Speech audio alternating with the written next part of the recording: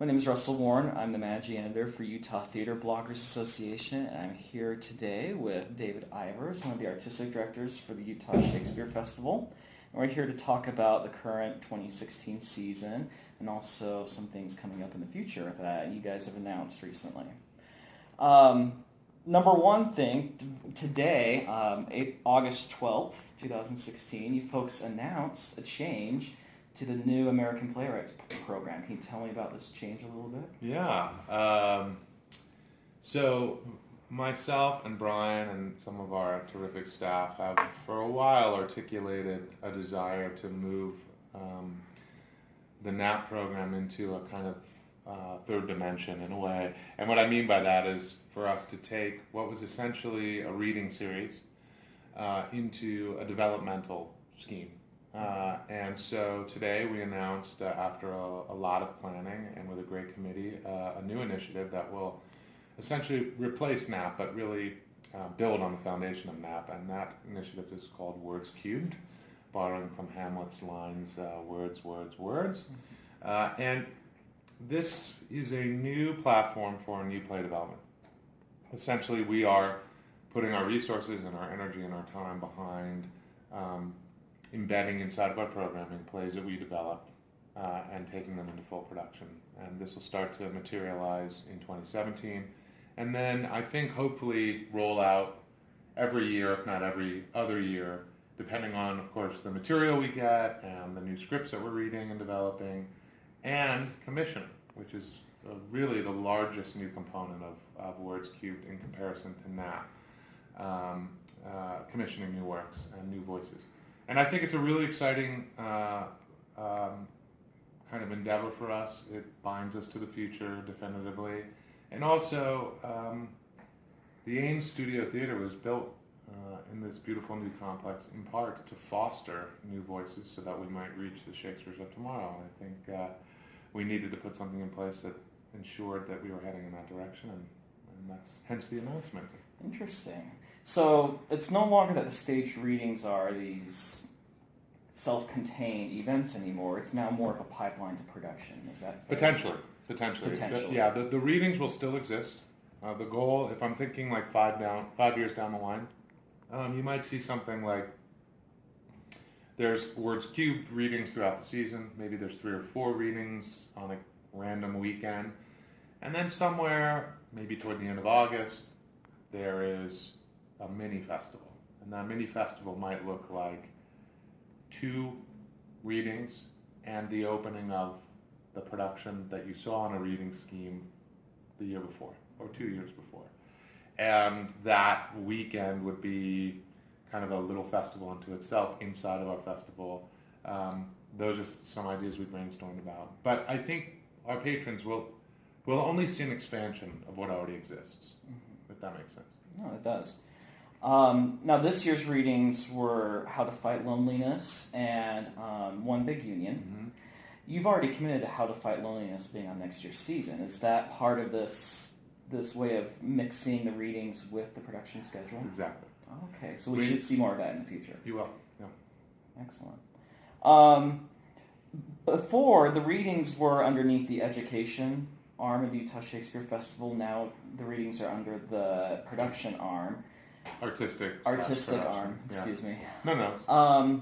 Why were they under the education arm before, and what do you think is the benefit of pulling them out from under the education people? They were under the education arena because Chuck Metton, who largely runs the program essentially by himself, also handled so many events and elements of the education wing, meaning orientations, talkbacks with audience, anything that connected our product to our audience but wasn't actually the product itself in a way, was being routed through that office. And it worked well, and because the education department has access to staffing that artistic doesn't and didn't at the time, and because there wasn't a full-time artistic presence here at this theater until 6 years ago, there was sort of a part-time, and other than Fred, and Scott's really on the administrative wing of the organization. And so the benefit now is that we are the same voice. The benefit now is that the stories we tell and the way we develop stories are all filtered through the mission of the theater as it relates to the artistic vision. It's really not any other reason than we want to make sure we're all telling the same story, and that it just makes more sense for the organization. Okay. And this year, both of the playwrights have Utah ties. Deborah 3D is a Utah artist, and Neil LeBute, of course, got his education here in Utah, and one of his famous plays, In the Company of Men, got its premiere in Utah.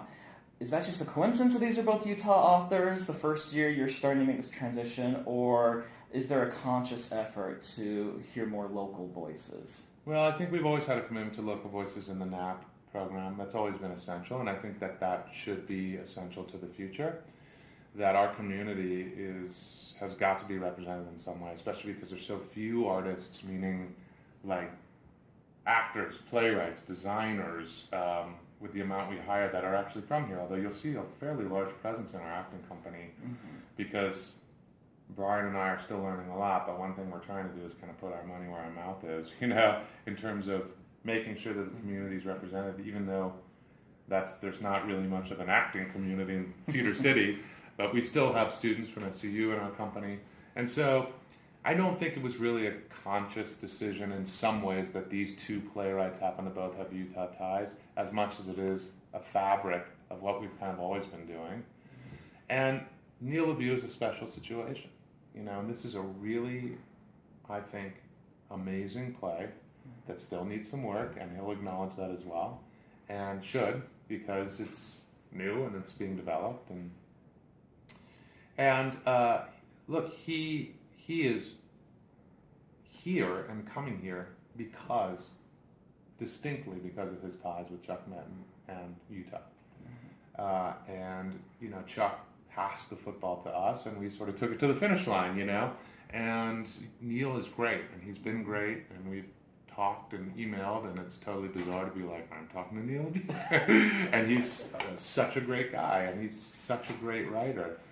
And but I would say front and center for us has to be the play, the text, how it relates to mission. And How to Fight Loneliness is shockingly modern, but it's shockingly classical too, because Neil's language is so muscular, it's so deft, it's so structurally its own, and the voice is so singular in a way that reminds me of other playwrights that we produce.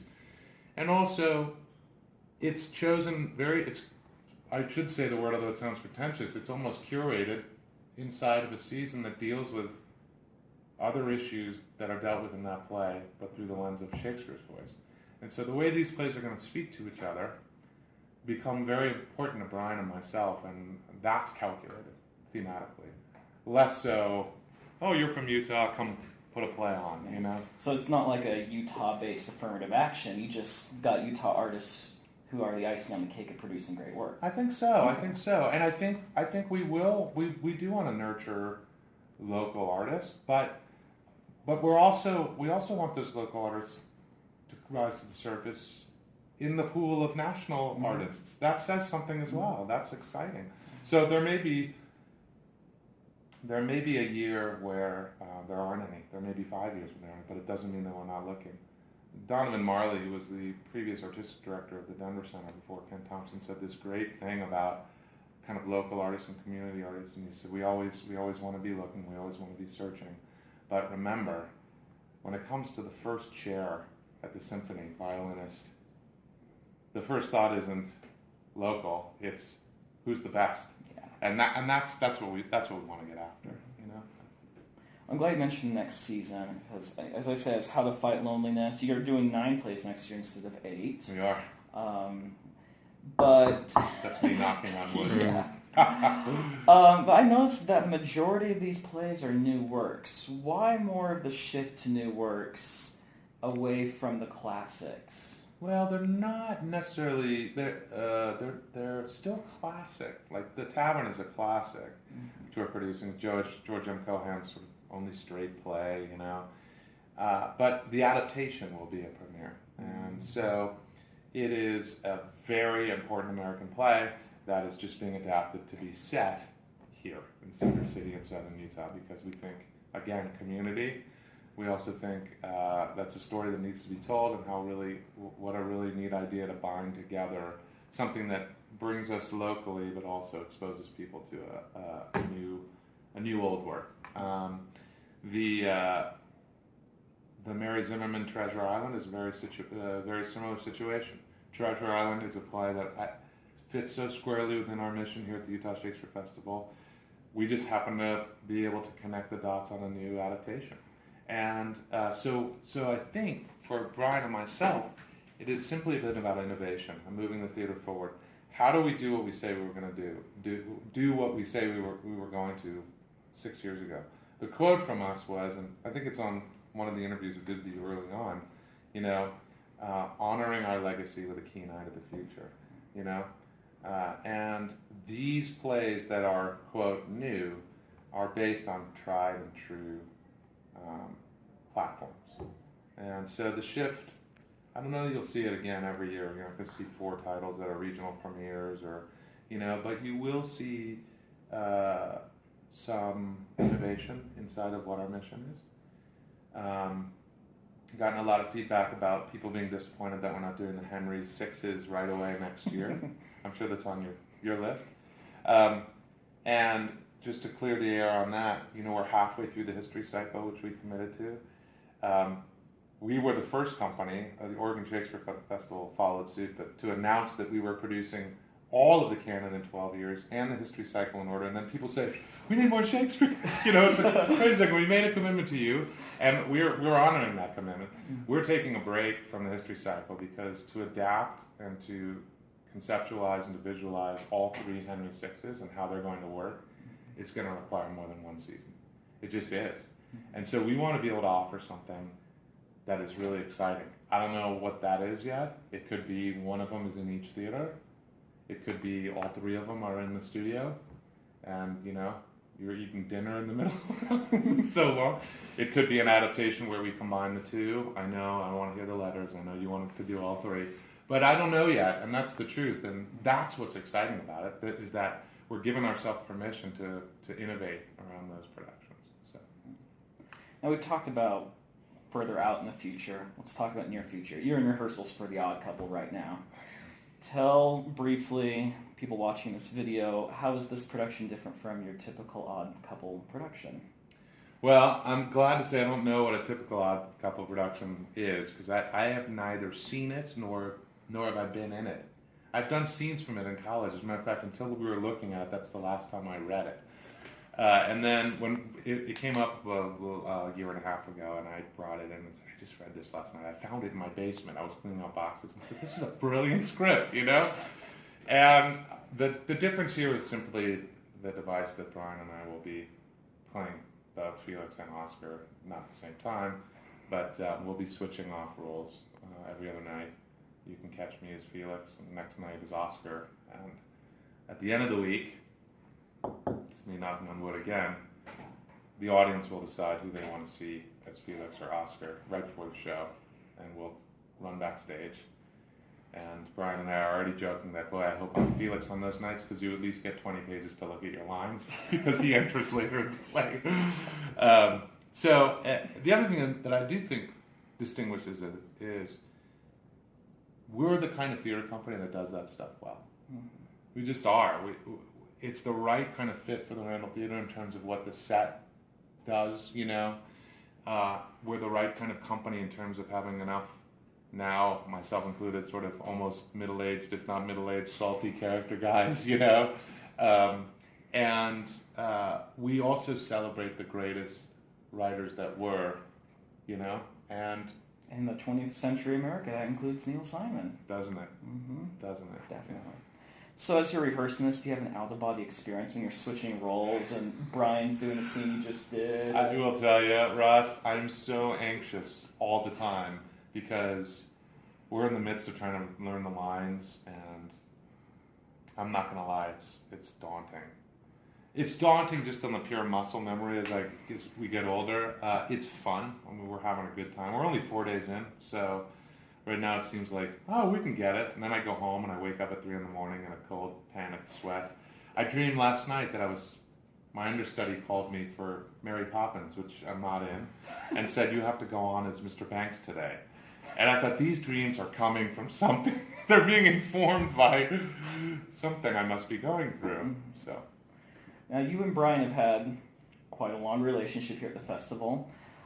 Just to wrap up, tell us how you met. I don't think we have that story on you don't tape. have that story, yeah. We met here in 1992. We were both I was an intern in the acting company, and we became fast friends, and have been very close friends for a long, long time, and here we are, how many ever years later, with our families and helping to hopefully be good stewards of this tremendous organization. Awesome. One last question. Your production, Much Ado About Nothing, is on stage right now at the new Engelstad Theater. Can you just give us 1.5, 2 minutes of your take or your concept for this production? Yeah, the production started for me with the idea of what if these two characters, Beatrice and Benedict, were a little bit more mature, a little older. Because I was interested in what you witness in that time of your life happening to other people that are in love, and how that informs where you want to be, and how long you're going to let pride stand in the way of opening up. And I knew quickly that there wouldn't be a lot of time, because we were building a theater while we were building a season. There wouldn't be a lot of time for lack of clarity and wild vision.